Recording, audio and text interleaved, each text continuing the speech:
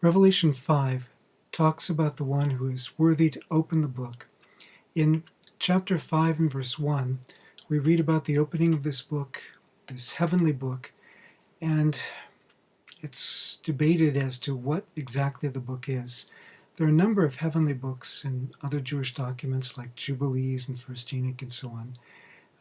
Revelation 20 also speaks of books for judgment. This one might be the Lamb's Book of Life, which is also mentioned in the book of Revelation. It's the most recent book mentioned, so that's my best guess, but I might change my mind if I see evidence to the contrary. But notice that it's written on both the front and the back. Normally people wrote on only the front of the scroll, not the back, unless they were very verbose, or unless they just had so much to write that they couldn't get it all on the front. But in Ezekiel chapter 2, verses 9 and 10, we read about a scroll where it was written on both sides, that there was a lot to say. In Ezekiel 2, it was a scroll of judgments. Now here, the judgments are in the seals. That is, they're not in the contents of the book, at least not necessarily, but they're in the seals, which have to do with the witnesses that attest the truth of the contents of the book. What are seals? Legal documents were sealed, typically with 6 or, as here, 7 seals. Of course, in Revelation it would have to be 7 if it's a heavenly book. But they would be closed with seals listing the witnesses. What they would do with the scroll to make sure it wasn't tampered with, when they closed it up, they would put strings around it to hold it shut, and they would seal those strings with hot wax, which once it would dry, the only way you could break the strings or open the strings, you'd have to break the seals, the wax imprints. And on each of these wax imprints, while it was still hot, the witnesses would put their seal or their signet, their mark of identity, so that anybody who looked at the scroll could tell, okay, it's never been tampered with, and here are the original seals of the witnesses. Now, if you wanted to open the book, there would have to be a public reading of the book. That would be, I mean, if you were going to seal it afterwards, you'd have to reseal it with new witnesses who all could attest, okay, this is what the document said. So normally it wouldn't be opened until the public reading. If it was a will, a testament, it wouldn't be opened normally before the testator's death. Of course, here we have the Lamb who's been slain, who takes the throne. Who is worthy to open the book? No one is found in heaven or on earth who is worthy until the Lamb. There's no purifying of unworthy lips here, like when Isaiah has his vision of God's throne. In this case, there's only one who's worthy to open the book, and that's the Lamb who was slain. And John hears about this one. He hears about a lion from the tribe of Judah. Well, of course, that goes back to Genesis 49, 9 and 10, and it's also attested in 4th Ezra. I believe chapter 12 is a Jewish messianic expectation. And this is a conquering Messiah, picture of a warlike conquering Messiah. So John hears about this lion who's overcome, who's conquered, and he turns. And what he sees is not a conquering lion, but a lamb. Now, a lamb was not an image of power. A lion was an image of power throughout the Roman Empire. Lambs, by contrast, were images of weakness and vulnerability, often considered particularly contrasted with the wolves that would come after them, but especially lions. Those were the biggest predator, the most fearsome predator. So the lion turns out to be a lamb. I joke that Aslan is the real Lion King. But throughout the Mediterranean world, this was an image of helplessness. And as a slaughtered lamb, even more so. Of course, slaughtered lambs were used for sacrifice, and if you think in terms of the Passover lamb Passover lamb was to deliver them from the final plague. And you see plagues in the book of Revelation as well. So there's going to be an image of redemption here, just like the Israelites were redeemed from Egypt, from their captivity in Egypt. So God's people are portrayed as redeemed here as the chapter goes on. The lion is the lamb. Jesus conquered not by violence towards others, but by humility and sacrifice. It's the central message of the New Testament, portrayed in more apocalyptic terms. The cross is the center of history, where in what humans consider to be weakness, God demonstrated his power. And where we would have thought that God was most absent, God was at work to bring about his purposes, declared ultimately in Jesus' resurrection. Now, that means that Jesus leads by brokenness and servanthood, and therefore calls us to do the same. It's not the way we like to do things. As Jesus told his disciples, the Gentiles, they do this, they lord it over those that they rule. But it shall not be so among you. The greatest among you shall be your servant. That's the way of Jesus. That's the way of the cross. Now, here we have a heavenly chorus, as back in chapter 4.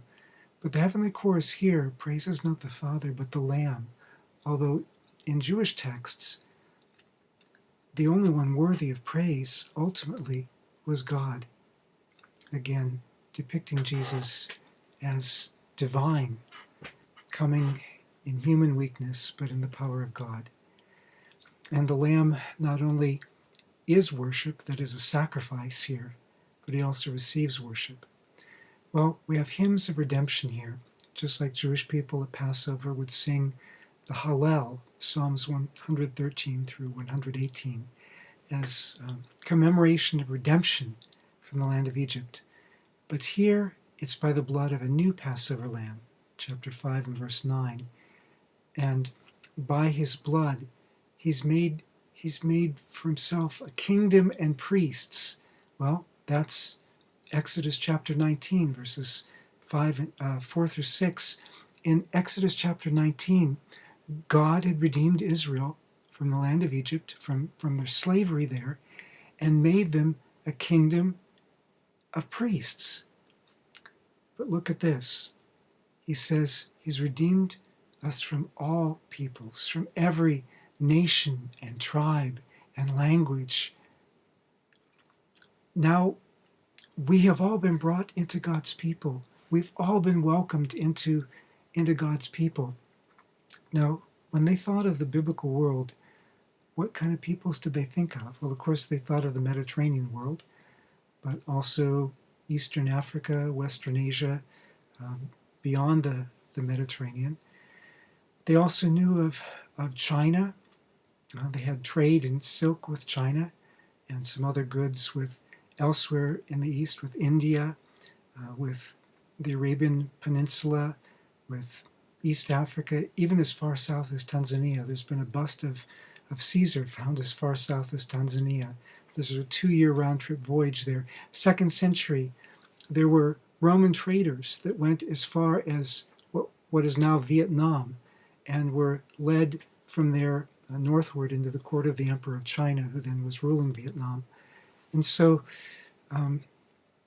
we have also, they knew about Scythia, where Russia is. They knew about the Germans. They knew about the Britons.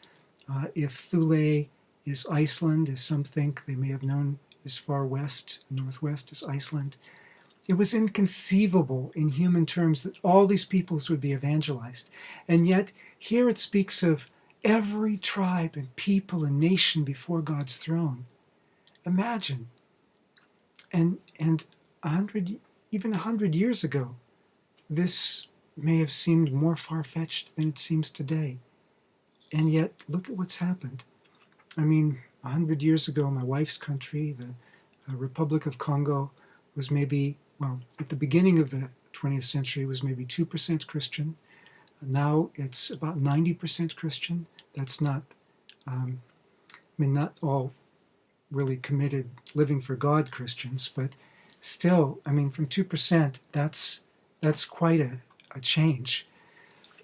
Today, the majority of Christians live in Asia, Africa, and Latin America. They no longer live in what we call the West. And those figures are shifting further and further.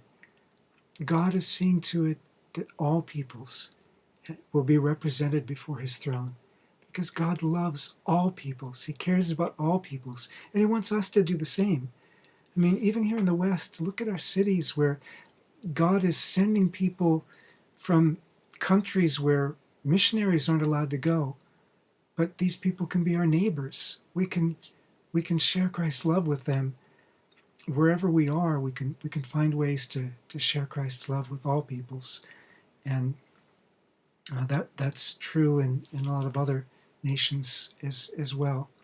Well, this formula, nations, kindreds, peoples, and tongues, in different sequences, it occurs 7 times in Revelation, some sort of fourfold formula in varying sequences. And it matches the threefold formula that appears in the book of Daniel 6 times, as Richard Bauckham has pointed out. Now, the first of those 6 times, in the Greek translation of the Old Testament, is not a fourfold formula, but a threefold formula. In the Greek translation, it's a fourfold formula. It's threefold everywhere else, but in the Greek translation, it becomes fourfold, and that becomes the model for the book of Revelation.